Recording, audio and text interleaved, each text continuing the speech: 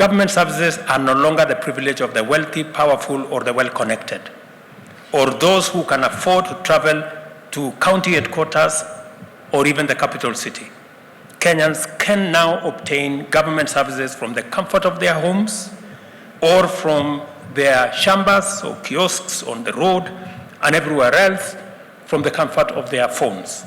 This is the power and promise of Gava Mkononi. You have your government in the palm of your hand.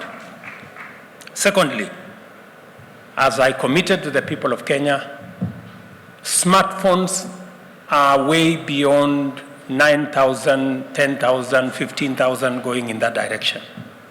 We want to make it possible to have a smartphone that is 4G enabled for Kenyans at 5,000 shillings. I am very happy to report that those who are involved in that exercise have promised me that by August this year, we will have a gadget, a smartphone, that you can buy for 5,000 shillings. And I want to thank Safaricom. They have told us that we can buy that phone and pay on a program called Kulipa Mdogo Mdogo. You can pay 500 shillings, they give you the phone, and every day you pay 20 bob in your M-Pesa, and you will own the phone further down the road. I hope other telcos come on board so that we can make it possible for Kenyans to have the gadgets that will enable them transact with government and do all their other businesses online, so that we can make meaning of all the infrastructure we are putting in place for digital connectivity. Kenyans are interacting directly with the digital platform without the need for brokers, intermediaries, and others. Additionally, people can track the progress of their interactions with government in real time, thus eliminating uncertainty, corruption, and frustration. Further, citizens need only pay the gazetted fees for government services and not a shilling more. These fees are accurately accounted for in real time through ICT and remain visible at all times to the National Treasury and the Kenya Revenue Authority for efficient revenue administration. We are well on the way to a paperless governance, where there will be no physical registries and files to be mislaid by mischievous persons in search of a bribe or movement of people from office to office. I encourage Kenyans to take advantage of ICT digital skills training opportunities provided by the ICT Authority in conjunction with private sector collaborators and development partners in order to enhance their capacity to consume digital government services. I'm glad to know that the ICT Authority has embarked on digital skills program for citizens and public sector workforce targeting 20 million people. Through the private sector partnership, Gava Express will be available in more than 250,000 M-Pesa shops, 28,000 KCB shops, 40,000 equity shops, and 22,000 cooperative bank shops to serve those without smartphones. What I'm trying to say here is that we are going to work in partnership with the private sector so that government services are available, not just in government offices, but also in private sector offices. And I want to thank KCB, Equity Bank, Cooperative Bank, and Safaricom for offering their infrastructure to support government in the delivery of government services. So you can get government services on your phone. If not on your phone, if you don't have a smartphone, you can go to the 250,000 Safaricom shops, or 28,000 KCB shops, or 40,000 equity shops, or 22,000 cooperative shops, and access government services, or the Gava Express kiosks that are going to be rolled out with the support of Safaricom and others, so that we can make government efficient we can make government available, and we can make government accessible. Aside from digitizing government services and everything we are doing, we are also going to make it possible for two things to happen, which are critical towards moving government to the digital platform. Number one is the digital signature. Now it will be possible. I am privileged to be among the first Kenyans to access a digital signature. I was trained yesterday. Sijashika sana lakini niko barabarani. Leo nimefanya testing ya pili, kesho nitakuwa nimeshika laini. So it should be possible for us now to transact on a digital platform, and even as you work to make sure that you access government services, we also want you to sign for those government services on a digital platform and have a digital signature. It will be explained to you how that is going to happen. And secondly, is to have a digital identity. You all know we have an experience as the people of Kenya that for a very long time we've been looking for a digital identity on a platform called Huduma Number, which became a mirage and became a conduit for many things. Let me say here that I am telling the Ministry of responsible for citizen services, Mr. Professor Kindiki, and my good friend Eliud Owalo, you have 90 days to deliver to us a digital identity. I know it's doable. Sasa muende mujipange. Yeah, it is doable because I think I understand how that is possible.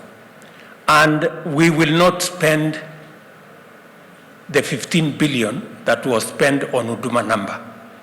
And it's not going to take centuries. We are very confident that we have the competence to do this. This huge achievement that we are very proud of as a country, not many countries can achieve what we have achieved. In fact, whenever I talk to other leaders, they wonder how Kenya can achieve to digitize this number of government services. This was possible because we have creative, innovative, hard-working young people in the Republic of Kenya. This whole e-citizen platform was built by Kenyan young people. Tuwapigie makofi jameni. I know there is a young man here called Evid and your team. Are you here? Are they here? They are wako huko nyuma mbali nafikiri some of them are here. These young people, kujeni hapa mbele. Simameni hapa. Tuwapigie makofi yao wadosi jameni.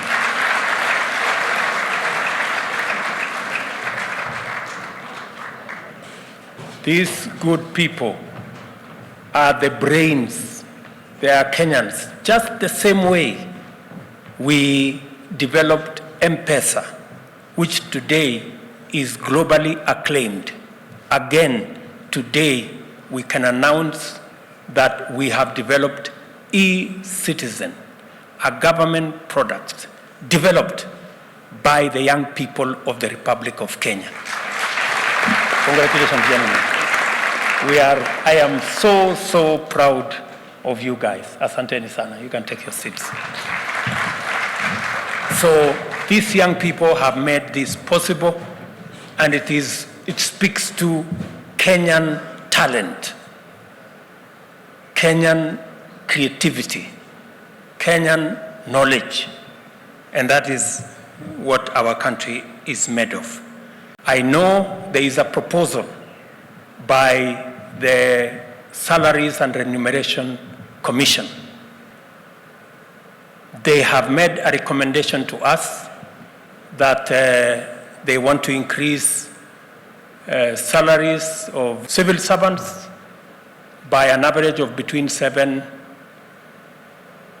and 10%, and that is from office assistants all the way to people who serve below the PSS.